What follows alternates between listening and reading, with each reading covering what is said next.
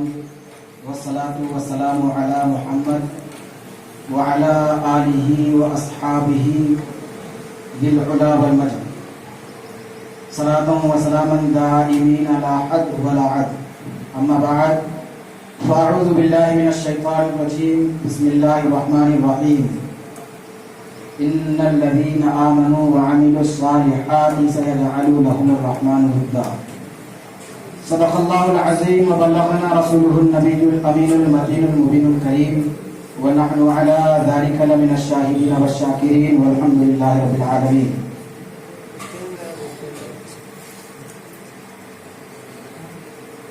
آج ہم سب کے سب وارث علوم اعلی حضرت مظہر حجت الاسلام جانشین حضور مفتی اعظم ہند فقیہ عالم اسلام آقائی مولائی سندی مرشدی سیدی الشاہ الامام اختر رضا خان فاضل بریلوی المعروف تاج الشریعہ رحمۃ اللہ تعالی علیہ و رحمت و رضوان کی کے عرص پاک میں حاضری کی نیت سے حاضر ہوئے ہیں. کچھ سننے اور سنانے سے پہلے ایک مرتبہ ہم اور آپ مل کر آقائے نامدار مدنی تاجدار احمد مختار نبیوں کے سردار جن کے بارے میں خود صاحب ارشاد فرماتے ہیں یا رسول اللہ نبی مختار کل ہیں، نبی سے جو ہو بیگانہ اسے دل سے جدا کر دیں، نبی سے جو ہو بیگانہ اسے دل سے جدا کر دیں، پدر مادر برادر جان و مال سب ان پر فدا کر دیں. تو آئیے ہم سبھی مل کر جناب احمد مصطفیٰ صلی اللہ تعالی علیہ وسلم کی بارگاہ میں خراج عقیدت پیش کریں اور پڑھیں بآواز بلند اللہم صلی علی سیدنا مولانا محمد معدن الجود والکرم وآلہ الکرام وصحبہ الکریم وآلہ وسلم صلاۃ و سلام علیک یا رسول اللہ صلی اللہ تعالی علیہ وسلم. حضور تاج الشریعہ علیہ رحمت و رضوان اپنی مقبولیت و شہرت اور محبت کا چرچا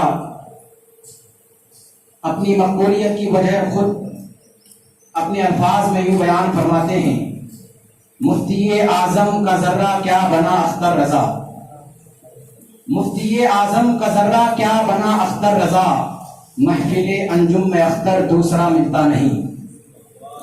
اور نگاہ مفتی اعظم کی ہے یہ جلوہ گری، نگاہ مفتی اعظم کی ہے یہ جلوہ گری، چمک رہا ہے جو اختر ہزار آنکھوں میں. حضرات، ہم اور آپ سب آج حضور تاج الشریعہ کی بارگاہ میں خراج عقیدت پیش کرنے کے لیے اس چھت کے نیچے جمع ہوئے ہیں. حضور تاج الشریعہ ایک فقیہ بھی تھے، ایک فقید المثال مفتی بھی تھے، عالم بھی تھے، مدبر بھی تھے، محقق بھی تھے، محدث بھی تھے، مفسر بھی تھے. یعنی عالمانہ جتنی صفات ہو سکتی ہیں وہ سب کی ساری صفات حضور تاج الشریعہ کے اندر بدرجہ اتم موجود تھی. لیکن انہی صفات میں سے ایک صفت پر میں آج روشنی ڈالنا چاہوں گا.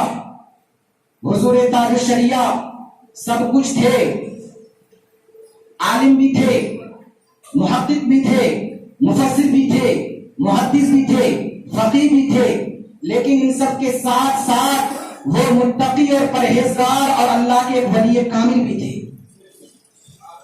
اللہ رب العزت اپنے ولیوں کے بارے میں اپنے ولیوں کی شان کو بیان کرتے ہوئے ارشاد فرماتا ہے: الا ان اولیاء اللہ لا خوف علیہم ولا هم يحزنون. بے شک اللہ کے ولیوں کو نہ کوئی خوف ہے اور نہ کوئی غم ہے. ہم اہل سنت و جماعت ہیں، ہم سنی ہیں، غوث اعظم خواجہ غریب نواز کے ماننے والے ہیں. ہمارا عقیدہ ہے کہ اولیاء کرام بھی حق ہیں اور ان کی کرامتیں بھی حق ہیں. لیکن کچھ بدعقیدہ لوگ، کچھ بد مذہب لوگ اولیاء کرام کی شان میں گستاخیاں کرتے ہیں، ان کی کرامتوں کو جھٹلاتے ہیں، اولیاء کرام کو ماننے سے انکار کرتے ہیں، ان کے مزارات پر حاضری دینے کو شرک و بدعت سمجھتے ہیں. میں آپ سے پوچھنا چاہتا ہوں، آپ قرآن پاک پڑھتے ہیں، قرآن پاک کی سب سے پہلے पे सूरत आती है, उसका नाम क्या है? उस सूरत का नाम सूरह बकरा है। आप बताइए बकरा का माने क्या होता है? बकरा का माने गाय होता है। गाय, अल्लाह रब्बुल इज्जत ने अपने कलाम पाक को एक गाय के नाम से शुरू फरमाया। मैं आपसे पूछना चाहता हूँ, आखिर उस गाय में कौन सा कमाल था, कौन सी खूबी थी, कौन सा ऐसा वस्फ था, क्या बात थी जो रब्बे जुल जलाल को पसंद आ गई और अपने कलाम को एक गाय के नाम से शुरू फरमाया? तो जवाब आता है हाँ, वो एक अल्लाह के वली की और माँ के फर्मा बरदार बेटे की अमानत थी। वो गाय जंगल में चलती फिरती थी और लोगों को देखकर भाग जाया करती थी, क्योंकि वो गाय जानती थी कि मेरा मालिक कोई और है।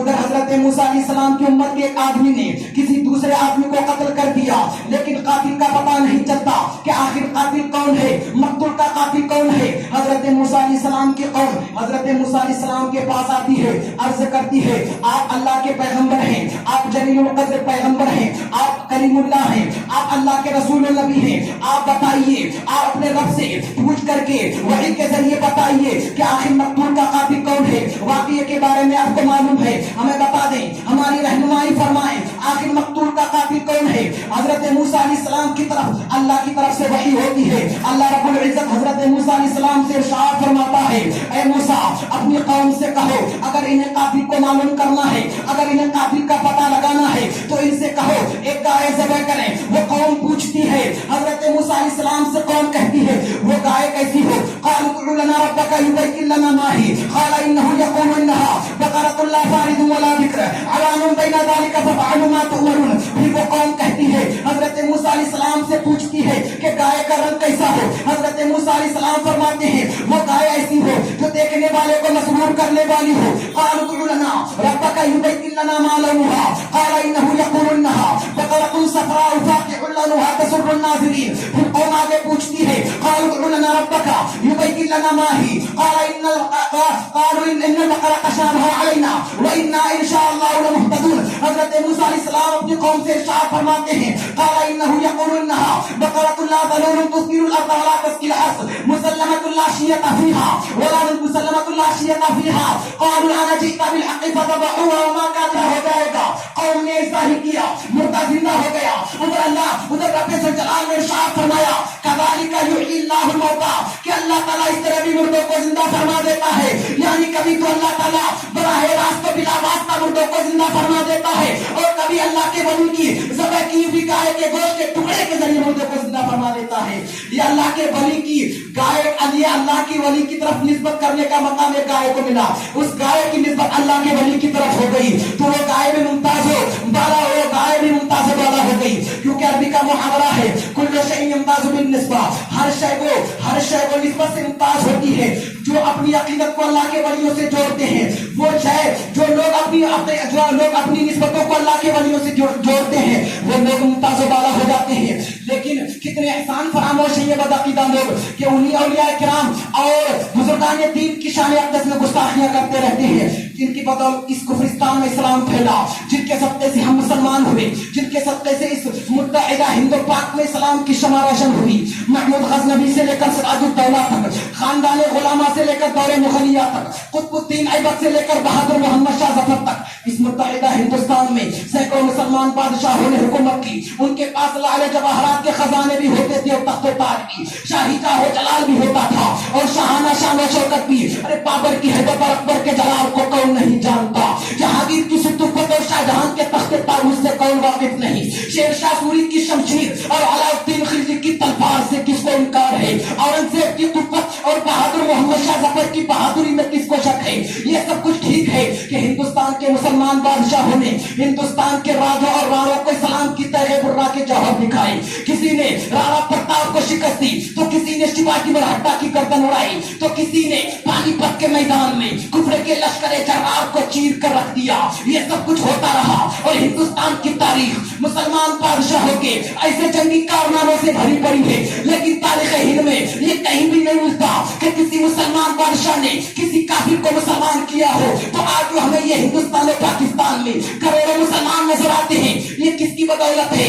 ये किसके सत्ते में है? तो जवाब में ना اکبر کا نام لیا جاتا ہے، نہ بابر کا نام آتا ہے، نہ شیر شاہ سوری کا نام لیا جاتا ہے، نہ جلال الدین اکبر کا نام آتا ہے، بلکہ اس کفرستان میں اسلام تب پھیلا جب خواجہ معین الدین اجمیری نے اپنے معینی ولایت کا قدم رکھ کر ہندوستان کی سرزمین میں بیک وقت 90 لاکھ غیر مسلموں کو کلمہ پڑھایا، تب اس کفرستان میں اسلام پھیلا۔ جب خواجہ قطب الدین بختیار کاکی نے قطبیت کی چادر اوڑھی، جب خواجہ نظام الدین محبوب الہی نے محبوبیت کی چادر اوڑھ کر سلسلہ چشت کو اجمیر سے کنیا کماری تک پہنچایا، جب کچوٹا کے جہانگیر اشرف سمنانی نے اشرفیت کا چراغ جلایا، جب کلیر کے صابر نے صبر کی نئی داستان لکھی، جب ماویرا کے بزرگوں نے اعلیٰ حضرت کو اپنی گود میں لیا، اور جب وہابیت و نجدیت کا طوفان بدتمیزی پورے ایشیا کو اپنی لپیٹ میں لے رہا تھا، تو بریلی کی سرزمین پر دوڑ کر نقی علی کے بیٹے امام احمد رضا خان فاضل بریلوی نے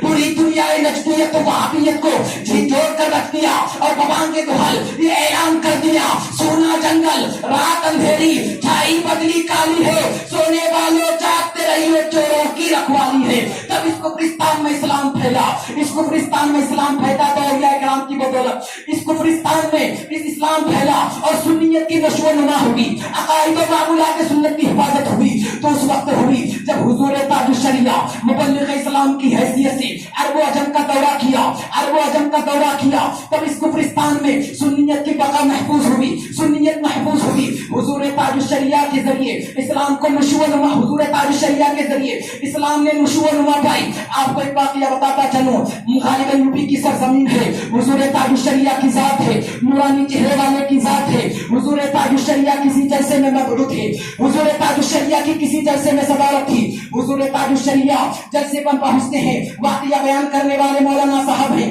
کوئی جھوٹ واقعہ بیان نہیں کر رہا ہوں، حضور تاج الشریعہ جلسے میں پہنچتے ہیں، جلسہ ختم ہونے کے بعد حضور تاج الشریعہ اپنے گھر چلے آتے ہیں۔ جلسے کی اگلی صبح دو جوان جو مولانا صاحب واقعہ بیان کرتے ہیں وہ فرماتے ہیں کہ جلسے کی اگلی صبح دو جوان میرے پاس آتے ہیں اور کہتے ہیں مولانا صاحب کلمہ پڑھا کر کے مسلمان کر دیجئے۔ وہ حضرت فرماتے ہیں میں نے فوراً ہی کلمہ پڑھا کر کے دونوں کو مسلمان کر دیا۔ میں نے کہا پڑھو لا الہ الا اللہ محمد رسول اللہ، میں نے لا الہ الا اللہ محمد رسول اللہ پڑھا کر کے دونوں کو مسلمان کر دیا۔ پھر میں نے ان سے پوچھا اے مسلمان، اے اسلام لانے والے نوجوانوں، ذرا بتاؤ تو صحیح تمہیں اسلام لانے پر کس چیز نے مجبور کیا؟ آخر تم اسلام لانے پر کیسے اسلام لانے پر تمہیں کس چیز نے آمادہ کیا؟ تمہیں کیسے اسلام کی رغبت پیدا ہوئی؟ ان دونوں جوانوں نے کہا ہم کشمکش میں رہتے تھے، ہم اس شک میں رہتے تھے آخر اس دنیا میں مذہب سچا کون سا ہے؟ اتنے سارے مذاہب کے درمیان مذہب کون سا سچا ہے؟ مذہب اسلام سچا ہے کہ ہندو سناتن دھرم سچا ہے؟ سکھ والے سچے ہیں کہ جین دھرم والے سچے ہیں؟ ہم شکوک و شبہات میں رہا کرتے تھے۔ لیکن حضرت کل جب آپ کے یہاں جلسہ تھا، آپ کے یہاں جو بریلی کے پیر صاحب آئے تھے، بڑے حضرت آئے تھے، ہماری نظر ان کے چہرے پر پڑ گئی تھی۔ جیسے ہی ہماری نظر ان کے نورانی چہرے پر پڑی تھی، ہماری دل کی کیفیت بدل گئی، دل کی حالت بدل گئی، اور اسلام کی حقانیت اللہ تعالیٰ نے ہمارے دل میں بٹھا دی، اور ہم نے دل میں یہ کہا ہو نہ ہو مذہب اسلام ضرور سچا ہے۔ گویا کہ وہ یہ کہنا چاہ رہے تھے ہم نے اس نورانی چہرے والے کو دیکھا جس کی وجہ سے ہمارے اندر اسلام کی رغبت پیدا ہوئی۔ تو میں یہ کہنا چاہتا ہوں جب بریلی کے ایک ادنا غلام کے چہرے کی نورانیت کا یہ عالم ہے، جب ایک ادنا مبلغ اسلام کے چہرے کی نورانیت کا یہ عالم ہے، تو مدینے کے تاجدار کے چہرے کی نورانیت کا عالم کیا ہوگا؟ شاید کہتا ہے جب ان کے گدا بھر دیتے ہیں شاہانے زمانہ کی جھولی، محتاج کا جب یہ عالم ہے تو مختار کا عالم کیا ہوگا؟ محتاج کا جب یہ عالم ہے تو مختار کا عالم کیا ہوگا؟ حضرات کو یہ حضور تاج الشریعہ کی مقبولیت تھی، ان کے چہرے کی نورانیت تھی، ان کے چہرے سے اتنا نور ٹپکتا تھا، اگر کوئی تاریکی میں بھی دیکھ لے تو پہچان جائے کہ یہ کوئی اور نہیں بلکہ حضور تاج الشریعہ بیٹھے ہوئے ہیں۔ حضور تاج الشریعہ کے چہرے میں اتنی کشش تھی، حضور تاج الشریعہ کی مقبولیت اور شہرت یوں ہی نہیں بلکہ روئے زمین میں محبت کسی انسان کی بات میں پیدا کی جاتی ہے، روئے زمین میں بسنے والے انسانوں کے دلوں میں کسی انسان کی محبت بات میں ڈالی جاتی ہے، پہلے وہ اللہ رب العزت کی بارگاہ میں مقبول ہوتا ہے۔ ایک حدیث سناتا چلوں، مسلم شریف کی حدیث پاک ہے، مسلم شریف جلد ثانی صفحہ نمبر 331 حدیث نمبر 2637 عن ابی ہریرہ عن النبی صلی اللہ علیہ وسلم قال عن ابی ہریرہ عن النبي صلى الله تعالى عليه وسلم قال ان الله اذا احب عبدا دعا جبريل فقال اني احب فلانا فاحبه قال فيحبه جبريل ثم ينادي في السماء فيقول ان الله يحب فلانا فاحبه قال فيحبه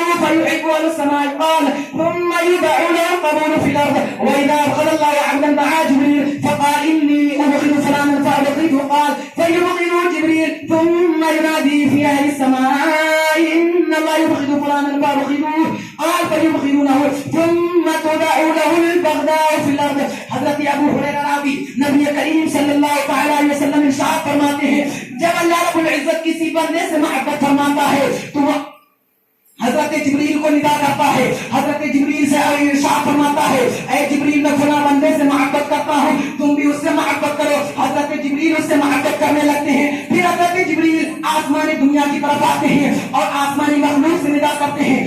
اللہ تعالیٰ اپنے فلاں بندے سے محبت فرماتا ہے تم بھی اس سے محبت کرو. پورے آسمان والے اس بندے سے محبت کرنے لگتے ہیں. پھر نبی کریم صلی اللہ تعالیٰ علیہ وسلم ارشاد فرماتا ہے جب کوئی بندہ اللہ کی بارگاہ میں مقبول ہو جاتا ہے حضرت جبریل کی بارگاہ میں مقبول ہو جاتا ہے. جب کسی بندے سے اللہ اور اس کے تمام فرشتے محبت کرنے لگتے ہیں نبی کریم ارشاد فرماتے ہیں ثم يدعو له القبول في الارض پھر اس کی محبت کو روئے زمین میں پھیلا دیا جاتا ہے. پھر اس کی زمین کو روئے زمین میں بسنے والے انسانوں کے دلوں میں اس کی محبت کو ڈال دی جاتی ہے اور اس کی شہرت و مقبولیت کو عام کر دی جاتی ہے. آخر اللہ رب العزت کس بندے سے محبت فرماتا